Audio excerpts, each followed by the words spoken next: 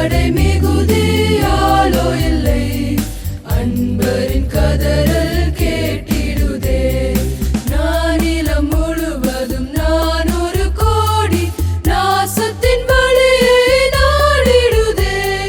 இயேசுவின் அன்பு என்னையும் நெருக்க எழும்பிடுவோம் நாம் வாலிபரே.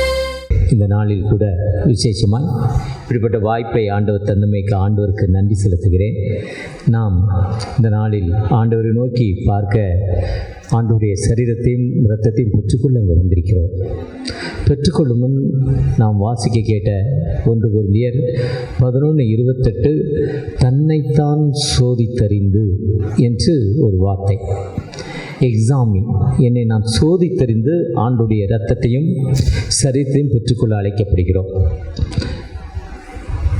இயேசு கிறிஸ்து சொல்கிறப்போ மத்தேயு 5ஆம் அதிகாரத்துடைய மலைப்பிரசங்கத்தில், நீ காணிக்கை செலுத்த வந்த நீ காணிக்கை இங்கே வைத்து விட்டு திரும்பி பார், உன்னோடு உன் சகோதரனோடு உனக்கு நல்ல யூனிட்டி இருக்கா, ஒரு உறவு இருக்கா என்று கேட்குறாங்க. அந்த உறவு இல்லாமல் நீ என்னிடத்தில் வர முடியாது, நீ ஒரு மனம் வேணுங்கிறாங்க. உன் சகோதரனோடு உறவு இல்லாமல் என்கிட்ட வந்தனா 1 யோவான் 4ஆம் அதிகாரம் கடைசி பகுதியில் சொல்கிறாரு, கண்ட சகோதரத்தில் அன்பு கூறாதவன் காணாத தேவனிடத்தில் எப்படி அன்பு கூற முடியும்? உன் கூட உடன் பிறந்த சகோதரத்தை நீ அன்பு கூறலை, காணாத தேவனிடத்தில் எப்படி அன்பு கூறையும் சொல்கிறாங்க. 2 சகோதரர்கள், அண்ணன் தம்பி 2 பேர். அப்பா இறந்துட்டாங்க, சொத்து சரிபாதி. மேற்கு பக்கம் அண்ணனுக்கு, கிழக்கு பக்கம் தம்பிக்கு. இப்போ கிழக்கு பக்கத்துடைய மேற்கு பக்கத்துடைய தண்ணி போனோம். அந்த தண்ணி போக முடியாத அளவுக்கு அவர் தடை பண்ணிட்டார் தம்பி, என்னுடைய இடம் விட்டு. இன்னும் 2 பேருக்கும் பேச்சுவார்த்தை இல்லை. 2 பேருக்கும் பேச்சுவார்த்தை இல்லை, ரொம்ப கஷ்டமாக இருந்தது. அந்த ஆற்று தண்ணி இவர் வீட்டு வழியாக வருது, மழை பெஞ்சு அது கிழக்கு பக்கமாக தான் போனால் அவருக்கு தடை இல்லை. அவர் அதுக்கடுத்து ஒரு தடையை வச்சிட்டார். இன்னும் தடை பண்ணுவதற்காக அந்த ஒரு குறிப்பிட்ட நபர் அவர் வெளியே போகிறாரு. போகும்னா ஒருத்தரை கூப்பிட்டு பெரிய சுவராக கட்டிடு, அந்த தண்ணி இந்த பக்கம் வரவே கூடாது, எந்த விதத்திலும் வரக்கூடாது கட்டுன்னு சொல்கிறார். குறிப்பிட்ட பணத்தை கொடுத்துட்டு, தேவையான பணத்தை கொடுத்துட்டு, குறிப்பிட்ட நாட்கள் கழித்து நான் வருவேன், நீ கட்டிட்டு போயிட்டார். குறிப்பிட்ட நாள் கழித்து வர்றப்போ அவர் 2 பேருக்கும் கஷ்டம் இல்லாமல் ஒரு பாலம் அமைத்து, பாலத்திற்கு கீழே ஒரு வாய்க்கால் அமைத்து இந்த வாய்க்கால் வழியாக இவருடைய தண்ணீர் அந்த பக்கம் வெளியே போகிற மாதிரி அவர் பண்ணி கொடுத்துட்டார். இதை பார்த்தவுடன் அந்த தம்பிக்கு ரொம்ப ஆச்சரியம். அண்ணன் இப்படி செஞ்சிட்டாங்க, எனக்கு உதவி செஞ்சிட்டாங்க. தம்பிக்கு ரொம்ப ஆச்சரியம், தம்பி எனக்கு உதவி செஞ்சிட்டாங்க. இதே மாதிரி தான் ஜீசஸ் சொல்கிறாங்க. அந்த யோவானில் 13ஆம் அதிகாரத்தில் அவர் ராபோஜனம் பிக்கி முன்ன, நீங்கள் ஒருவரிடத்தில் ஒருவர் அன்பு கூறுங்கள் என்ற புதிதான ஒரு கட்டளை உங்களுக்கு கொடுக்குறேன்னு சொல்கிறார். ஒரு யூனிட்டி வேணும் உங்களுக்குள்ள, நீங்கள் ஒருவர் அன்பு கூறுங்கள்ங்கிறார். பொதுவாக இன்றைக்கி திருச்சபையில் அந்த ஒரு மனம் இல்லை, திருச்சபையில் ஒரு யூனிட்டி இல்லை, திருச்சபையில் ஜாதிய பிரிவினைகள் காணப்படுது. ஒரு ஊரில் போனீங்கன்னா ஒரு பெரிய காம்பவுண்டு 200 ஏக்கர், மேல் திருச்சபை கீழ் திருச்சபை, இது ஒரு ஜாதிக்கு இது ஒரு ஜாதிக்கு. ஒரு குறிப்பிட்ட பேராயத்தில் இன்றைக்கும் அப்படி சர்வீஸ் நடக்குது. ஒரு குறிப்பிட்ட இடத்துக்கு போனீங்கன்னா இப்படிப்பட்ட காரியங்கள், இன்னொரு இடத்துக்கு போனீங்கன்னா, இன்னொரு டைசிஸ் போனீங்கன்னா, 2 சர்ச் மெயின் ரோடில் பெரிய சர்ச், 4000 மெம்பர். ஒரு சர்ச்சில் 4000 பேர், கிட்டத்தட்ட சர்வீஸில் 10,000 பேர் அட்டன் பண்ணுறாங்க. ஒரு சர்ச்சில் போய் மெம்பர்ஷிப் கேட்டிங்கன்னா எந்த ஊருன்னு கேட்பாங்க. அந்த ஊரை வச்சு எந்த ஜாதின்னு தெரிஞ்சுக்குவாங்க. உங்கள் ஜாதிக்கு அந்த சர்ச்சுன்னு அனுப்பிடுவாங்க. ஆனால் இயேசு கிறிஸ்து இந்த உலகத்தில் வந்து சொன்னது கலாத்தியர் 3ஆம் அதிகாரத்தில் சொல்கிறார், ஆண் என்றும் இல்லை பெண் என்றும் இல்லை, யூதன் என்றும் இல்லை கிரேக்கன் என்றும் இல்லை, அடிமை என்றும் இல்லை ஆண் என்றும் இல்லை, நமக்குள் எல்லாம் ஒன்றுங்கிறார். யூனிட்டிங்கிறார், ஒரு யூனிட்டி. அந்த யூனிட்டியில் நான் ஒருவரில் ஒரு அன்பு கூறுங்கள்ங்கிற புதிதான கட்டளை. நீ சொந்த சுகத்தை அன்பு கூறாமல் நீ காணாத தெய்வத்தில் அன்பு கூறுவாய்.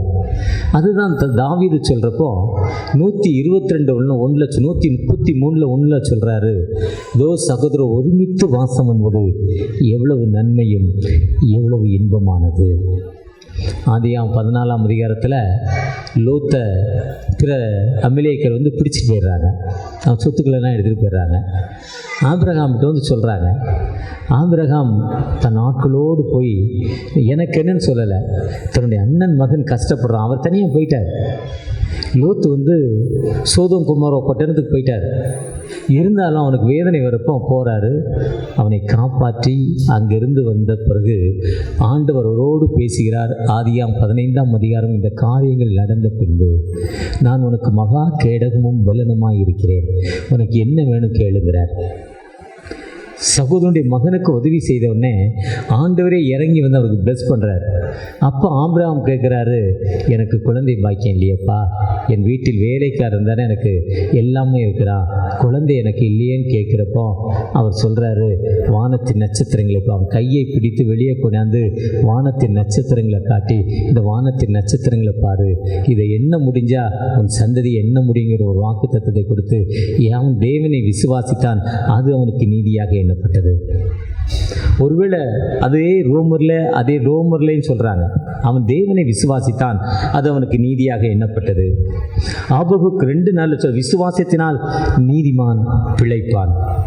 ரோமர் 3:4 ஆபிரகாம் தேவனை விசுவாசித்தான், அது அவனுக்கு நீதியாக எண்ணப்பட்டது. ரோமர் 3:4, கலாத்தியர் 3:6 சொல்கிறார்.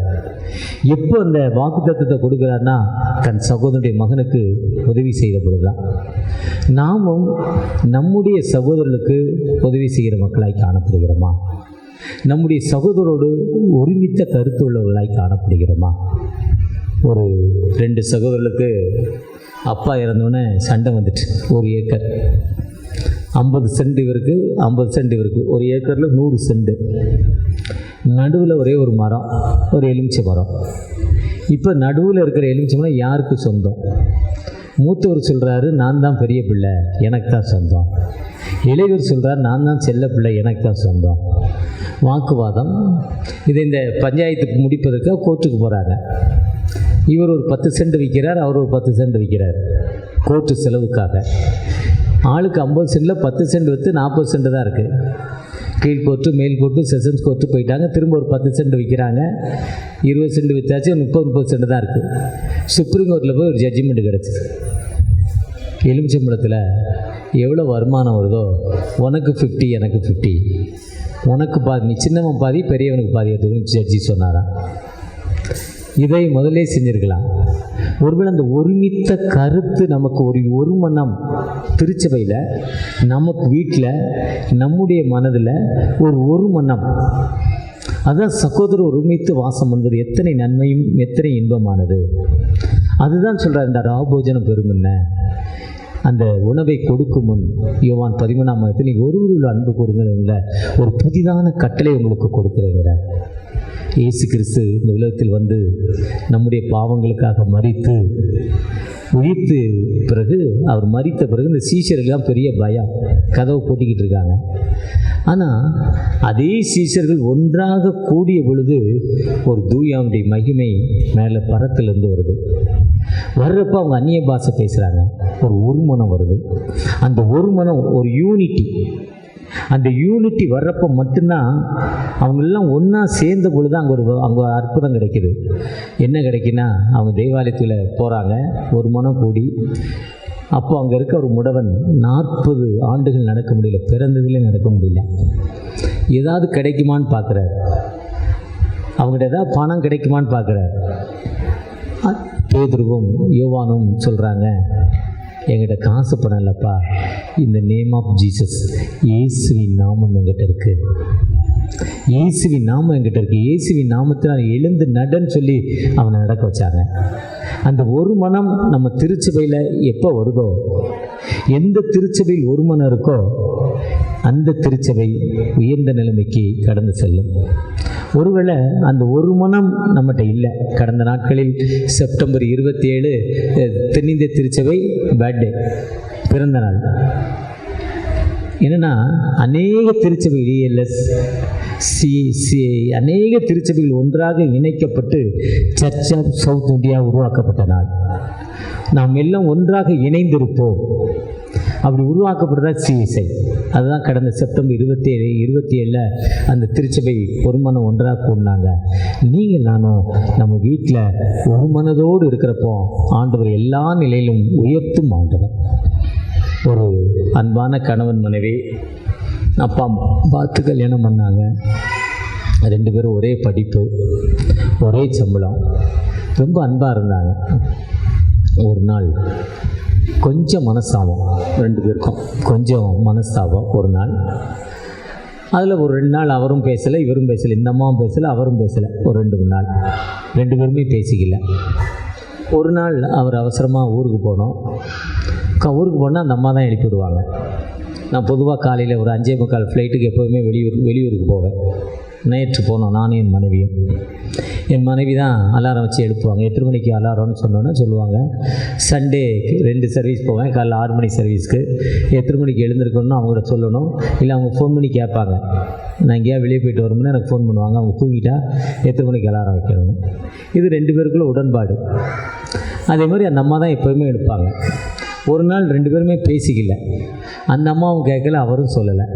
அவர் காலையில் 3 மணிக்கு எழுந்து 5 மணிக்கு ஃப்ளைட்டு பிடிக்கணும். பிஸ்னஸ் மேட்டராக போனோம். அந்த அம்மா தலாகணியில் 3 மணிக்கு என்னை எழுப்பி விடுவோன்னு பேப்பர் எழுதி வச்சிட்டார். 3 மணிக்கு அலாரம் வைத்து என்னை எழுப்பணும்.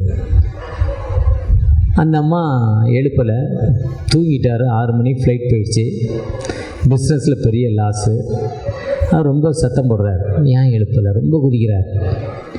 அந்த அம்மா கூப்பிட்டாந்து அவர் படுத்திருந்த தலானியை காட்டினாங்க. மணி 3 எழுந்திருக்கோன்னு பேப்பர் எழுதி வச்சுட்டேன் பார்த்தீங்களாங்கிறார். அந்த ஒரு மனம் இல்லைங்கிறதால அந்த வீட்டில் எவ்வளோ பிரச்சனை பாருங்கள், எவ்வளோ லாஸ் பாருங்கள். இதுதான் ஒரே ஒரு செகண்டு தம் தலைகளை தாழ்த்தி நம்மை தாழ்மைப்படுத்தி அம்பிள் பண்ணி நம்ம வீட்டில் நம்ம பேசுகிறப்போ ஆண்டவர் உயர்த்தும் ஆண்டவர். எந்த மனிதன் எங்கே தாழ்மை இருக்கோ அங்கே ஆண்டவர் உயர்த்துகிறார். யாக்கோபு 4:6 சொல்றார், பெருமையுள்ளவனுக்கு ஆண்டவர் எதிர்த்து நிற்கிறார், தாழ்மையுள்ளவருக்கோ கிருபை அளிக்கிறார். நம் தாழ்மை, அன்பு என்பதே ஒரு தாழ்மை தான். எங்கே அன்பு இல்லையோ அங்கே பெருமை இருக்குது. பெருமை வந்தோன்னே அங்கே அன்பு இல்லை. அந்த பெருமை நம்ம விட்டு போனோன்னா அந்த அன்பு அங்கே வந்துருச்சு. ஒரே ஒரு செகண்ட் அப்படி நம்ம வாழ்க்கையில் எப்போதுமே சிந்தித்து ஆண்டவரோடு நினைத்து போகிறப்போ ஆண்டவர் எல்லா நிலையிலும் உயர்த்தும் ஆண்டவர். அதுதான் நம்ம சிந்திப்பது. வாசிக்கையிட்ட அந்த பகுதியில் தன்னைத்தான் சோதித்த அந்த எக்ஸாம், நீ சோதித்தறி. சங்கீதம் 19:17 சொல்கிறாரு, தன் பிழைகளை உணர்வன் யார்? தன்னை எதுக்கு இவ்வளோ கஷ்டம், எதுக்கு எனக்கு வேதனை, தன் பிழைகளை உணர்வன் யாருன்னு சொல்கிறார். ஒருவேளை நான் ஆண்டவரை நோக்கி பார்க்குறப்போ, எந்த ஆண்டவரை நோக்கி பார்க்குறப்போ தகப்பனே எங்களுக்கு விடுதலை கொடுங்கன்னு நம்மை நோக்கி பார்க்குறப்போ ஆண்டவர் விடுதலை கொடுக்கும் ஆண்டவர்.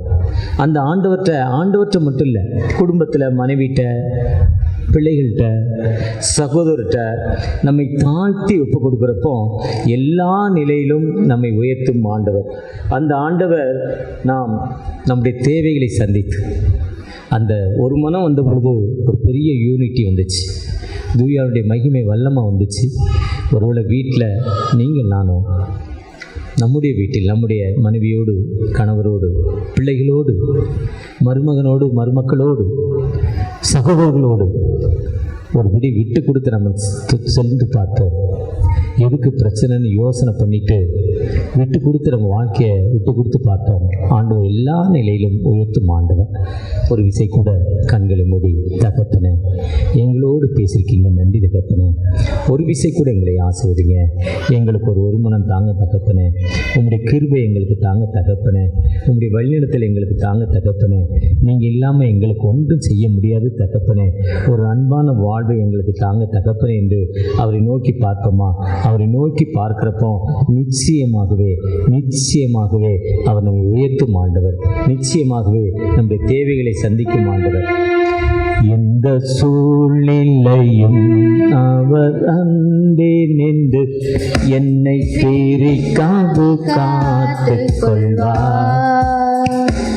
எந்த சூழ்நிலையும் அவர் அன்பே நின்று என்னை பிரிக்காது கைவிரிக்காது காத்துக் கொள்வார். என்னை நம்பி அவர் தந்த பொறுப்பதனை அவர் வரும் வரை காத்துக் கொள்வேன். என்னை நம்பி அவர் தந்த பொறுப்பதனை அவர் வரும் வரை காத்துக் கொள்வேன். ஆனந்தமே பரமானந்தமே இது மாபெரும் பாக்கியமே. ஆனந்தமே பரமானந்தமே இது மாபெரும் பாக்கியமே. இந்த பாடலத்தின் சொந்தக்காரர் எங்கள் உள்ளத்தின் சொந்தமானார். இந்த பாடலத்தின் சொந்தக்காரர் எங்கள் உள்ளத்தின் சொந்தமானார். ஆம் தகப்பனே, உன்னை நோக்கி பார்க்கிறோம். உங்களுடைய கிருபைக்காக காத்துக்கிறோம்ப்பா. அன்பு, யூனிட்டி, ஒரு மனம் எங்களுக்கு வேண்டும் சொல்லியிருக்கீங்கப்பா. அந்த ஒரு மனம் ஆவி எங்களுக்குள்ளே தாங்க தகப்பனே. நான் என்னை சிந்தித்து உண்மை நோக்கி பார்க்குறேன். என் கஷ்டங்களுக்கு, என் வேதனைகளுக்கு காரணம் என்னன்னு பார்க்குறேன்ப்பா. அந்த ஒரு மன வாழ்வை எங்களுக்கு தாங்கப்பா. எனது வீட்டில் இருக்க அந்த கஷ்டமான சூழ்நிலைப்பா, எனக்கும் என் கணவருக்கும், எனக்கு என் பிள்ளைகளுக்கும், எனக்கும் என் பெற்றோர்களுக்கும், எனக்கும் என் சகோதர சகோதரிகளுக்கும், நண்பர்களுக்கும் ஒரு மனம் இல்லைப்பா. அந்த ஒரு மனம் இல்லை விட்டு கொடுக்குற தன்மை இல்லைப்பா. இனி விட்டு கொடுக்குறப்போ 1 மைல் தூரம் மணிவனாய் பலவந்தம் பண்ணினான் 2 மைல் தூரம் அவனோடு போய் என்று சொல்லியிருக்கீங்கப்பா. ஒருவன் ஒரு கன்னத்தில் அறைந்தால் மறு கன்னத்தை காட்டுங்கிறங்கப்பா. ஒருவருக்கொருவர் தாங்கி ஒருவருக்கொருவர் அன்பு கொடுங்கள் சொல்லியிருக்கீங்க தகப்பனே. ஒரு விசை கூட அந்த அன்பின்படி எங்களை ஆசிர்வதிங்க. உம்முடைய பிரசன்னம் எங்களோடு வரட்டும், உம்முடைய கிருபை எங்களோடு வரட்டும் தகப்பனே. மீட்பர் இயேசு மூலம் ஜெபக்கேளும் அன்பின் தகப்பனே. ஆமென். அறுவடை மிகுதியாலோ இல்லை, அன்பரின் கதறல் கேட்டி